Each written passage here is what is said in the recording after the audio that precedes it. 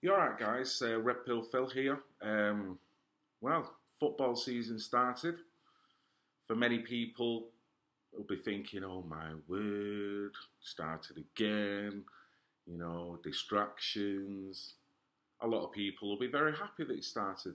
I, for one, I've got a foot in both camps, if I'm going to be honest. I absolutely love the sport, always have done from a child. Big Man United fan. My wife's an even bigger Man United fan. Um, but at the same time, I'm quite concerned how the game's going. With every player now that gets brought into the game, particularly at the higher levels, the wage bracket's just going higher and higher. Now, people might feel that that's justified.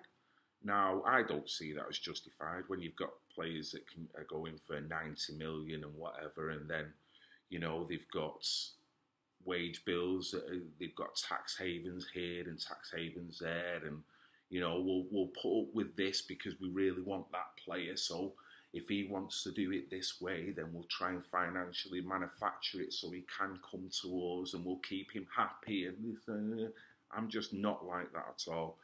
I'm quite old school in a sense.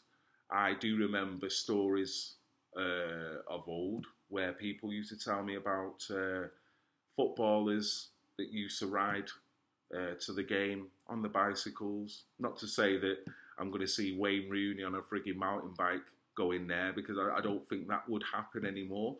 But at the same time, I do feel that they could be a bit more humble with the way they go about their lives, instead of flaunting it, buying the big fat cars and.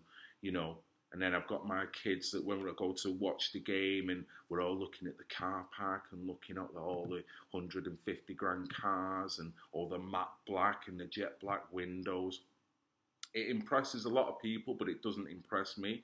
I'm only impressed when I see someone for who they actually are, which is a nice person when it comes to holding moralities. So I don't see too much of that. I see it's almost an elite sport now where they kind of removed themselves from society. I do feel football is, and a lot of other sports, is somewhat of a bread and circus thing now. And divide and conquer, tribalism. It's one way of keeping the people in certain slots, and it also keeps people busy as well. Stops people thinking about how stuffed they are getting, whether it be taxation, whether it be laws, liberties that you're losing, all different kind of bylaws that are coming in while football's on. The vast majority of men who are into football, if their team has won on that night, they're very happy. They'll go out for a few drinks with a few friends because they're in a good mood, good spirits, and there's nothing wrong with that. But at the same time, it's working because you're overlooking what's actually going on. You're still paying into a system that is absolutely just stoning us. So it's just a short video just to say, just keep your eye on what is actually real. What is actually real is your morality, your spirit. Treat people how you want to be treated yourself. Certainly, I don't get with the mentality of guys that just stand there like they're in some kind of tribe, and they're shoving all kinds of finger gestures up, and they quite happily knock 7 bags of crap out of someone just because he's got a different badge on.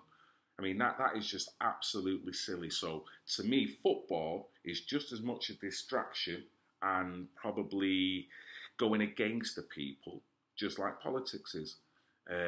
So that's it, really. I just wanted to say, enjoy your game. Hope your team does well, whoever you support. Man United. But at the same time, just be real. Just realise that it's not all about football. It's about your family. It's about you as an individual. It's about the powers that the individual should have and still should have, that is being totally eroded with each day that passes. So for me personally, I'm not going to get too worked up into it, but I hope my team wins. Just like whatever sport you choose to follow, I hope one, your team does well, and if you actually partake in a sport, I hope you can be the best you can be. But we certainly need to cut the money out of the game and bring it back down to a grounding level. Because if we don't, where's it going to go? I'll never forget the first £1 million player, Trevor Francis, in England.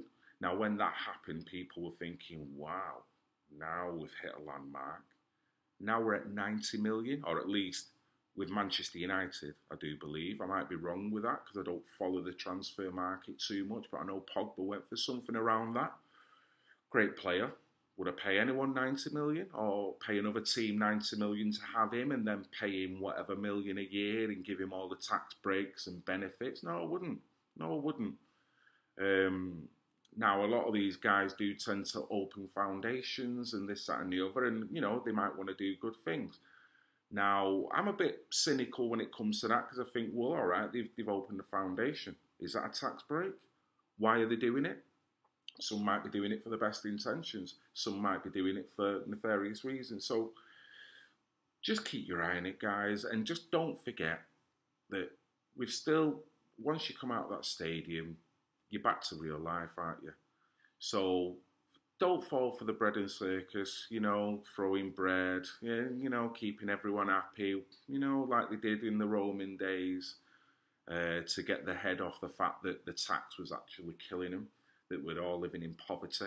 But hey, as long as we throw a bit of bread and give them a free bit of games, then they'll be happy.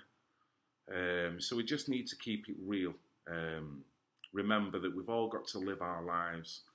And the sooner we all get round the fact that we need to treat each other properly, and we need to get to the point where we feel that players are not really the most honourable people in the world in terms of getting that money and running with it, buying the big fast cars and the matte black and all the tinted windows and, you know, just rubbing it in everyone's faces where most people are probably going to get a tram home and get a bus home.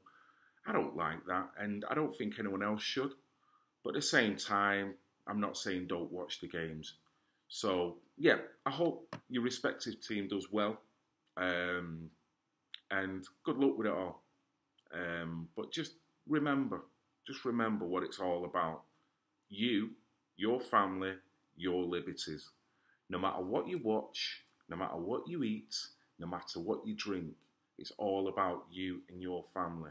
So just bear that in mind. Okay, guys, if you like that, nice one. The name's Red Pill Phil. Like and subscribe. Hope you resonated. If you didn't, that's fine. If you want to leave a comment, that's fine. I'll try and answer as many as I can. Other than that, you take care and look after yourselves. See you now.